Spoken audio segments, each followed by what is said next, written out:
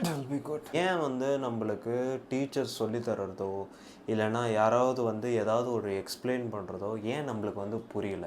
இது வந்து நல்லா வந்து நான் டீப்பாக இந்த லாஸ்ட் 2 மாதம் வந்து அனலைஸ் பண்ணும்போது எனக்கு வந்து ஒரு விஷயம் வந்து நல்லா வந்து தெரிஞ்சுது. இப்போ யாராவது ஒரு ஹியூமன் அவரோட எமோஷனை வந்து வெளியே கொண்டு வரும்போது அவர் மண்டை உள்ள ஒரு பிக்சர் வந்து இருக்கும். அந்த பிக்சரில் அவர் மட்டும்தான் வாழ்ந்திருப்பார். ஸோ அந்த பிக்சரில் இருந்து நம்மக்கிட்ட வந்து பேசுவார். ஆனால் நம்மளுக்கு வந்து அந்த பிக்சர் வர்றதுக்கு கொஞ்சம் டிலே ஆகும். அதாவது நம்மளுக்கு ஒரு குறிப்பிட்ட டைமில் அந்த பிக்சர் வர்றதுக்கு ரொம்ப டிலே ஆகும். அதனால தான் நம்மளுக்கு வந்து அவரை பற்றின ஃபுல் அண்டர்ஸ்டாண்டிங் வந்து வராது. இது வந்து பார்த்திங்கன்னா நம்ம டீச்சர்ஸ்க்கு எல்லாருக்குமே இருக்கிற ஒரு மிகப்பெரிய ப்ராப்ளம். அவங்களால அதை வந்து ஈஸியாக வந்து பிக்சர் பண்ண முடியும். காரணம் வந்து அவங்க வந்து பிளெஸ்டோ இல்லைனா வந்து அவங்க வந்து ரொம்ப டேலண்டடோ அந்த மாதிரி வந்து கிடையாது. அவங்க வந்து அதை ரிப்பீட்டடாக பண்ணியிருக்காங்க. நிறைய மிஸ்டேக்ஸ் பண்ணிவிட்டு அதுக்கப்புறமா அதோட கம்ப்ளீட் பிக்சரை வந்து அவங்க மைண்டில் வந்து கொண்டு வந்திருக்காங்க. ஸோ இது வந்து எனக்கு ஒரு ப்ராப்ளமாக இருக்கக்கூடாது. என் ஸ்டூடெண்ட்ஸ்க்குமே வந்து பார்த்திங்கன்னா நான் வந்து ஒரு லிமிட்டேஷனாக இருக்கக்கூடாது.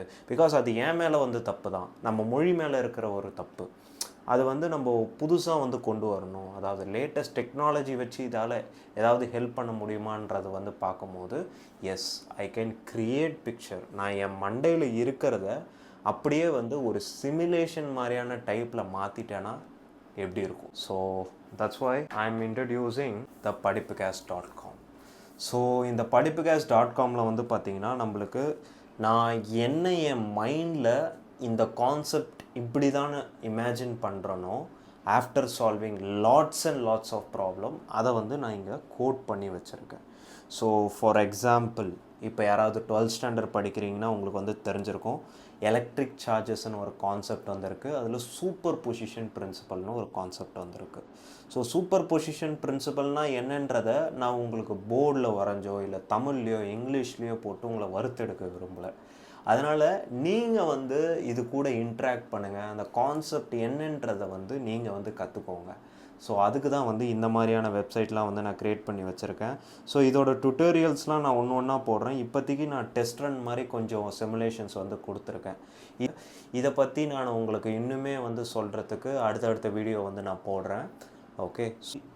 ஸோ எல்லாருமே வந்து பாராட்டினாங்க. குறிப்பிட்டு வந்து சொல்ல போனோன்னா லாஸ்ட் 2 மாதத்துக்கு முன்னாடி என்னோடய இன்ஸ்டாகிராம் ஃபாலோவர்ஸ் வந்து வெறும் 200 இருந்தாங்க. இப்போ அது வந்து பார்த்திங்கன்னா கிட்டத்தட்ட 9000 ஃபாலோவர்ஸ் வந்து இருக்காங்க. இன்னொரு விஷயம் என்னென்னா அதில் இருக்கிறது எல்லாருமே வந்து பார்த்திங்கன்னா தமிழ் கிடையாது. வேர்ல்டில் அவ்வளோ பேர் இருக்காங்க. தாய்லாண்டில் இருந்து இருக்காங்க, பேங்காக்கில் இருந்து இருக்காங்க, மொரோக்கோவில் இருந்து இருக்காங்க, யுனைடெட் ஸ்டேட்ஸில் இருந்து இருந்திருக்காங்க. எல்லாருமே வந்து என்கிட்ட வந்து கமெண்ட் பண்ணிக்கிட்டு இருந்தாங்க. இது வந்து நல்லா இருக்குது, எந்த வெப்சைட் அப்படின்னு வந்து கேட்டுட்டு இருந்தாங்க. பட் தமிழ் ஆளுங்க கொஞ்சம் கம்மியாக தான் இருந்தாங்க. ஆனால் எனக்கு இதை டிப்ளாய் பண்ண நெட்டில் வந்து இதை எப்படி வந்து டிப்ளாய் பண்ணுறதுன்றத சொன்னது வந்து 2 பேர் தான். ஒன்று வந்து சாம்வேல், இன்னொரு வந்து பார்த்திங்கன்னா நவீன் சொல்லிட்டு. ஸோ இவங்க 2 பேருமே எனக்கு ரொம்ப ஹெல்ப் பண்ணாங்க. நம்ம தமிழ் பசங்க தான். ஸோ இதை வந்து நம்ம இன்னும் நிறைய கொண்டு போனோம். உலக லெவலில் இதை செலிப்ரேட் பண்ணிகிட்டு இருக்காங்க. ட்ரை பண்ணி பாருங்கள், எப்படி இருக்குன்னு வந்து பாருங்கள். அதுக்கப்புறமா இதை வந்து ஸ்க்ரோல் பண்ணி பாருங்கள். நான் ஒரு சின்ன ஒரு ட்வீக் வந்து கொடுத்துருக்கேன். So this is my thing about this. இனிமேல் வந்து கம்யூனிகேஷன் நம்மளுக்கு வந்து படிக்கிறதுக்கு தடையாக இருக்கக்கூடாது. So I am introducing this. Happy learning.